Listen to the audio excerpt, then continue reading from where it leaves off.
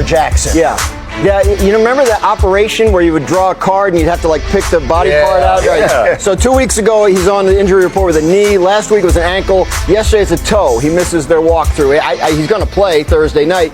They're managing him through the week, but he's obviously very banged up, and it seems like it's showing up in his performance. He's really not running the ball at all, and they're not generating explosive plays. If you looked at him since he's come back, he has not looked like Lamar Jackson, and he looks you're hesitant, and I don't mean that I just mean he's protecting his body, right, which we all do, right?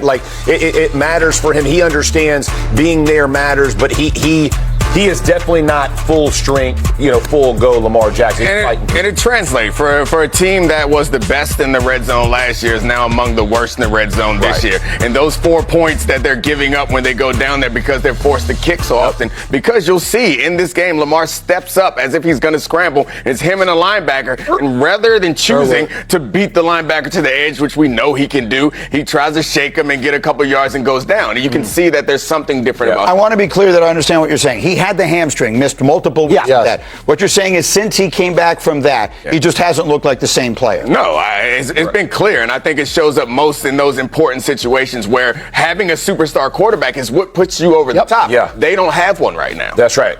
I want to hear from J-Mac, because you did the game against the Jets this weekend. Is the version of the Ravens that we saw on the field Sunday, they may win the division because the division might just be that bad. Yeah. But is that a team that has any chance to make a Super Bowl run? No, that offense is not a Super Bowl contending team right now on that side of the ball. And I think it's not only this past week of watching them against the Jets, it's the last few weeks. They're finding ways to win games, but offensively, they're just not on the same page. There's moments where Mark Andrews right there is running over the middle. It's zone. He's not sitting down. Lamar's expecting him. There's been moments where the offensive line hasn't been able to do their job, and Lamar's taking hits or avoiding sacks. So I think to your point, Nick, there's different moments in that game where what we've seen in the past was the speed and the explosion from Lamar Jackson that we're just not seeing. There's throws that he's missing, but it's the entire offense right now that just looks to be on a different page. Let me get one more in, because the Ravens will play the Bengals on Thanksgiving night, and Graz, who's playing Cleveland. What can we tell us about Shedeur Sanders and the day he had yesterday? Shedeur Sanders is going to start the next game for the Cleveland Browns, they announced yesterday. He did something that most Browns quarterbacks don't do, which is win the game.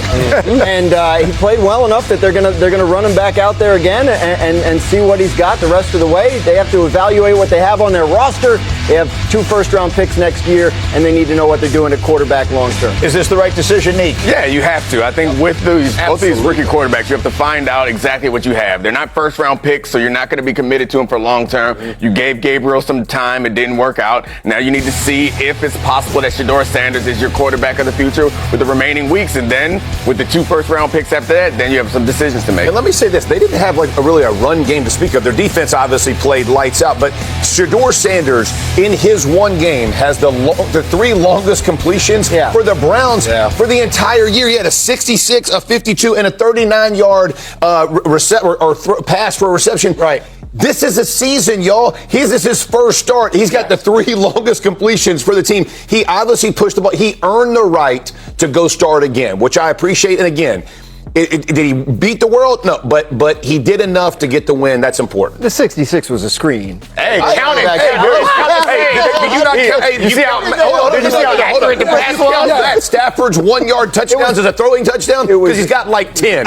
Don't hate on Shedeur. That's dirt. That's Graziano channeling his inner Kevin Stefanski, who didn't even want to acknowledge. You were on fire right there. You were on fire. I mean, we all saw it. In the locker room after the game, he's thanking this guy and that guy and this guy. Rookie made his first start. Good job. And over here and over here.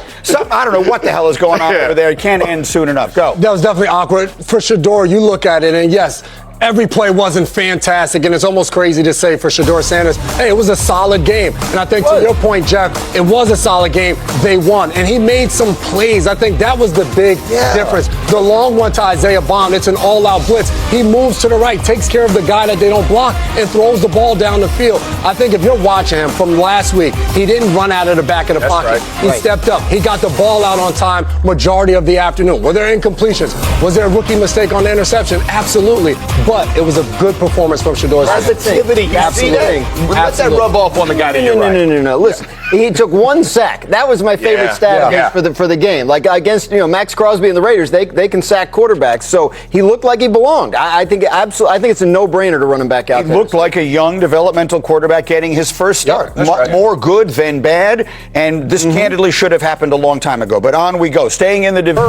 Here we go. His toe injury to play for the Bengals on Thursday night in a must-win game, as all of the Bengals' remaining games will be. Burrow back early from his toe injury. Remember, he had a couple of full practices last week. There was even some talk about him possibly playing this past Sunday. That did not happen, but those full practices from last week served to help get him ready for this Thursday night's must-win game against the Ravens. People saying they should just shut him down. They're 3-8. What's your reaction to that? Absolutely not. You're healthy, you play. If you're going to shut him down, you're going to shut every player that you're going to bring back next year. Like that's not how the NFL works. Everybody ain't. Listen, you are healthy, you play. Yeah. It speaks volumes to your locker room, to your community, to This is not Joe Burrow. Ain't that dude? He ain't just going to sit out because if he's healthy, go play. They're 1-8. Without him. I don't care what you get back in that locker room and you show everybody there is a chance. I mean, it's a very small chance, but there is a chance they can win this thing out and go to the playoffs. You do not bench your franchise quarterback because your season's gone bad. Yeah, I think at this point, while you still have a chance, it's important if your quarterback can play to put him out there. If it gets out of reach, he is your quarterback who also has been quite injury prone. I think there's another conversation to be had. Right now, it's unrealistic, but it's possible. He wants to play, and to your point, the culture setting point, that all feels fine and good until something happens. And I know that he can't further re-injure this specific injury, this toe, but Joe Burrow has not been the most durable quarterback in the league since he's gotten there. What I'm interested in seeing with Joe Burrow back out there on Thursday, all we've talked about was this Bengals defense. And we've said it, unless Burrow's going out there to play safety, it doesn't really matter. But we also know from being in that locker room the amount of hope and belief that one player can bring. I want to see what this Bengals defense looks like on Thursday with Joe Burrow back in the lineup, if they can be able to play at a different level. It's not inconceivable that 9-8 wins that division. Correct. So maybe they go on a crazy run. We'll see. They play the Ravens twice starting with this Thursday night. And then one more thing, I touched on it before. Dan Graziano had a tweet on Sunday morning as Aaron Rodgers took the field. I'll let you read it, Dan, because you're the one who typed it. I mean, it was just, eyes and ears of the fan on the field there. Like, what's Aaron Rodgers up to? And this is what he did. He got there. He walked around the field. He was barking at some of the cameras for filming him, God forbid. And then he went ahead and flipped them off and then went back inside. But I thought it was interesting that he used his right hand because the question was about his left wrist. That was the injury. And we didn't see him flip the bird with his left hand. So that left some questions about functionality. And sure enough, he was not able to go. They didn't feel like he could protect himself with his left hand or apparently communicate with the media. Roz, this is really good journalism. It really is. I was standing in the booth. I'm on the ground, people want to know what's going on. I'm a fan, and I'm standing in the booth. I'm in Baltimore, and I'm like, man, these Baltimore Ravens fans, they want to know what's going on